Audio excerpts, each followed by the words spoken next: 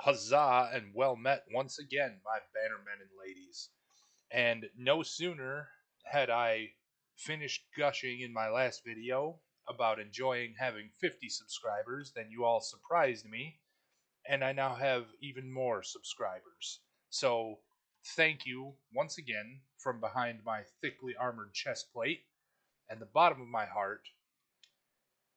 61 subscribers. One of those is a personal friend of mine who I know, but 10 subscribers in less than a week, that's pretty insane. So, once again, thank you, thank you, thank you. I guess that was 3 times again, but it's worth it. You guys make this so much fun. I am glad to have you. I want to address a few concerns in this video. You've seen my last one, which has gathered up 100 plus views in about 4 or 5 days. That's now the fastest of my videos to gain views. And it was this very video, or this very world, about crafter basics. Somebody commented that I was multi-classing into a crafting ninja, or auto crafter ninja. I forget the actual quote. Uh, I appreciate the compliment, but I would hate to be confused with an artificer, and I don't care if Iron Man hears that. So thank you once again. Uh, your comments are always fun and always get me thinking about stuff as well. So let's get into this video. This one I'm calling Crafter Basics 2 because it's not so much advanced as it is going to be um, more of a addendum and a few extra things that needed to come afterwards. So let's start right here. I have an alternative build shape for this multi-stage crafting thing. You remember, oh, of course, it's empty. We've let it run out. This ran us, oh, look at that. It had a mistake at one point, but this ran us iron nuggets from this chest into the crafter, and then, oh, probably that iron plate was the last one it made because we had just enough left. But 9 iron nuggets became an ingot, and then 9 iron ingots were output here to blocks of iron. So this is a 2-stage compactor type. This is the exact same circuit, but side by side, so it takes up less of an awkward space. As I said, you can't run these observer circuits right next to each other because the redstone will it can't be replaced with anything else, and the redstone will interfere with the redstone to each side, so you can't build them right next to each other. You can, however, just place a simple hopper between the two and let it work. Now, this switch on this block is here just to keep these iron nuggets where they belong for the moment before the video. We're going to turn that all off. You'll see we're placing them here. They become iron ingots. And when we get 9 of them, we'll get iron blocks. So that's really just a side note for the last video in case any of you were struggling with shape and how to place these things. I know this is an easy solution, and sometimes I stumble over my own easy solutions. I don't see them for what they are or what they could be. So there we have it. Put a hopper between them. You'll be good to go. Next, I am being told that this circuit is a noob circuit, and that if you really want to be a redstone artificer, then you need to use one of these. This thing here. Again, this blue block and this switch are just here to stop things from moving along. This is another compactor circuit. It does these iron nuggets in, iron ingots out. It's a 1-stage. It is not a difficult circuit to learn. We'll give you an overview of it here. This is our crafter that we're going to be using that I'm pointing at right now. It's hard to see that aiming reticle there. These crosshairs kind of blend in if you put them in the right spot on the crafter. But anyways, We'll pop that out of the way so you can see it a little better. Yoink. We have a crafter with a comparator behind it in subtraction mode. That is where you place the comparator down. Actually, let's do this so I don't goof up the circuit while I'm talking about it. You place it down, right click it so that front light is on. Easy enough. What that means is that this circuit will output a signal equal to, I want to be very careful with how I use my words with this one. It will output a circuit equal to the signal it receives from this crafter in this case, but it receives, comparators can take a signal from a lot of things. It outputs a signal equal to the signal it reads minus the signal it's getting from the side. So you'll see we've adjusted this crafter to have a signal strength of 8. So the only time that this will output a signal strength of any beyond the comparator into this blue block that's going to activate our redstone dust here is when this has or outputs a signal strength of 9. So 9 minus 8 is 1, which is just enough to light up or power this blue concrete block, which will light up and soft power this redstone dust. Our repeater will take this signal, and because the repeater doesn't care how much signal it gets, it just says, hey, I've got a signal, here's a signal going forward. It will power this blue concrete block, which will in turn power the crafter to fire and craft ourselves an iron ingot. So there we have it. None of this interferes with this hopper, which is where we're going to place all of our iron nuggets and into the crafter to be compacted down. This is commonly referred to as a compactor circuit or a compactor crafter circuit. But anyways, we'll take these out. They're not actually part of the build. And you'll see it just starts spitting out iron ingots for us.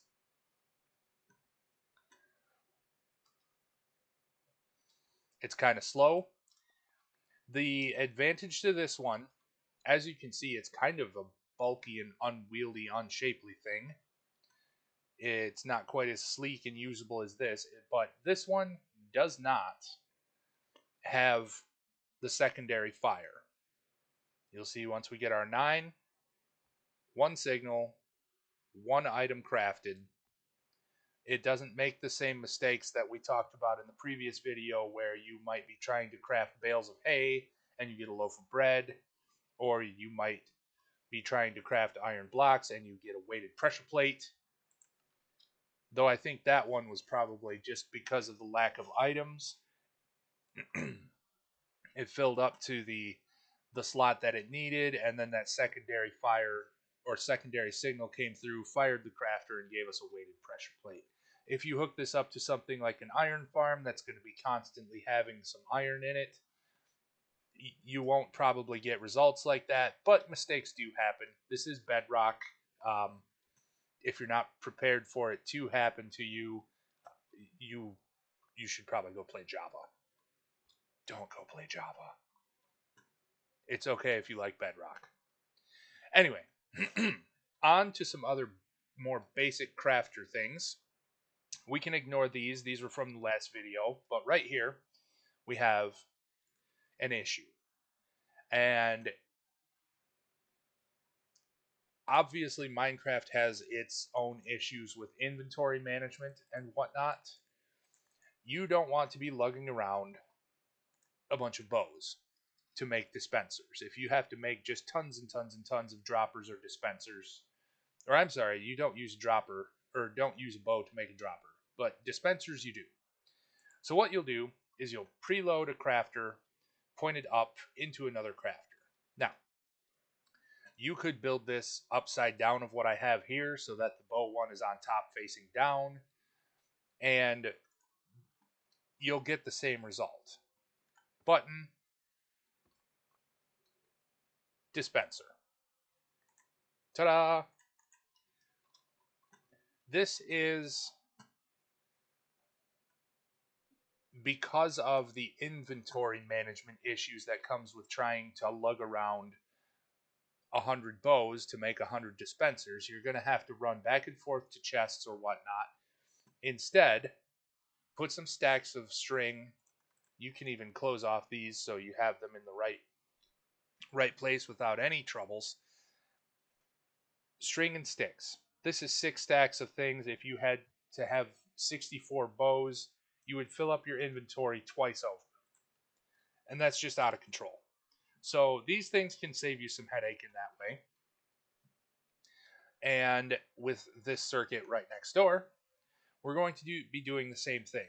We have the setup for making bows, the setup to turn them into dispensers. This says dropper, obviously, because the bow gets loaded into this crafter before the signal crafts it, and then they come up here. So all this is a sticky piston. There's the proof it's sticky. And an observer clock. And you do want to use a slab here. Normally I wouldn't use slabs just because I like to keep my circuits and their blocks clean so you can see what's necessary and what's not. But it is necessary here so that your circuit or your switch doesn't cause this crafter to activate by giving it a signal. So use a slab. I suppose you could use glass. I have not tested glass or clear blocks. But use something that isn't going to apply signal over to your crafter here. What this does is it turns the sticky piston on, extends it so that the observers become an observer clock, and then begin making your dispensers. So we'll take those out just so you can see proof that it's working. You can see them firing, switching back and forth quite a bit. And voila, dispensers. If I normally wouldn't build something like this to build an item that you could just quickly shift click on your crafting bench or crafting table, but something like these where you don't want to hold on to all of the unstacking bows that you will need to make dispensers, that makes a lot of sense. It saves you a lot of headache in inventory management, and who doesn't like that? Will save you time. So speaking of things that don't stack, we're going to talk about shulker boxes right now. And obviously, they don't. If you were to shift click a whole shulker box or a whole stack of each shulker shells and chests, you would make more shulker boxes than you carry in one time, and it would be a problem. So instead, we're going to preload this crafter, and this is very basic. Push the button, shulker box. No problem for you there. If you need, I have a video. It's one of my most popular videos, so I'm going to assume you've already seen it. A shulker box farm, or a shulker shell farm anyways. They're actually really easy to make, just so long as you have an elytra and some slow fall potions. And if you're not having luck finding phantom membranes, check out my cat gifts farm. That's actually kind of hard to say. Cat gifts farm.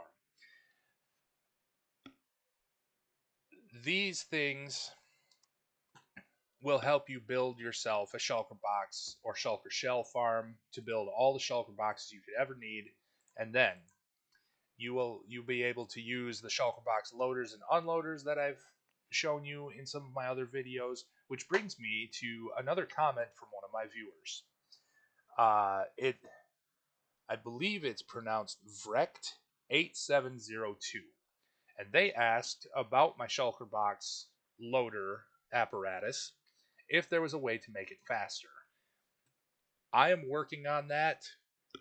It is a very delicate little system, so I've not had a lot of luck or a lot of success in improving on the speed of it. It tends to break if you speed things up. So stay tuned.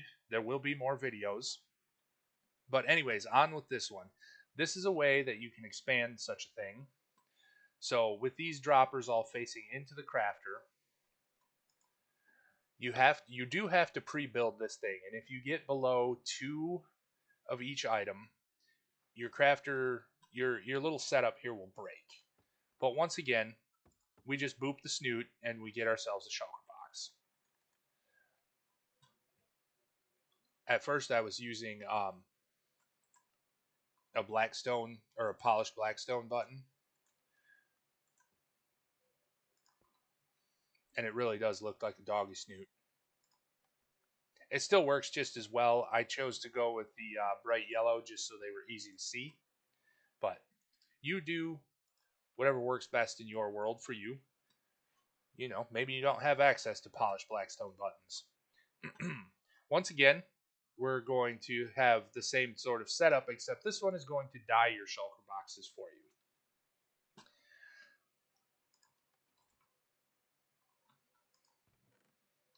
I'm going to accidentally get one of those first. And we've run ourselves out.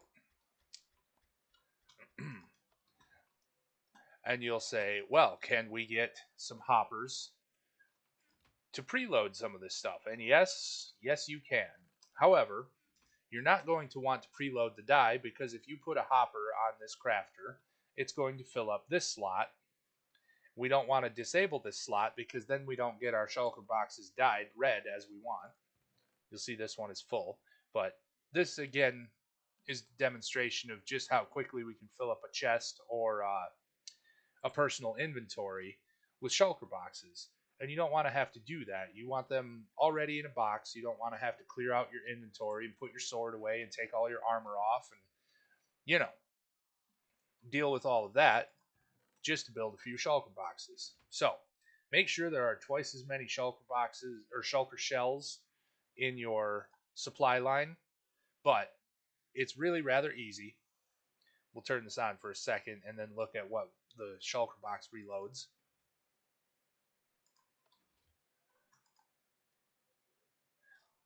You'll see that the hopper is reloading your shulker shells here. We've got a shulker box here and some red dye. It didn't get to fire because of the signal, but it's still building us red shulker boxes. And I do like some red dyed things that we can have.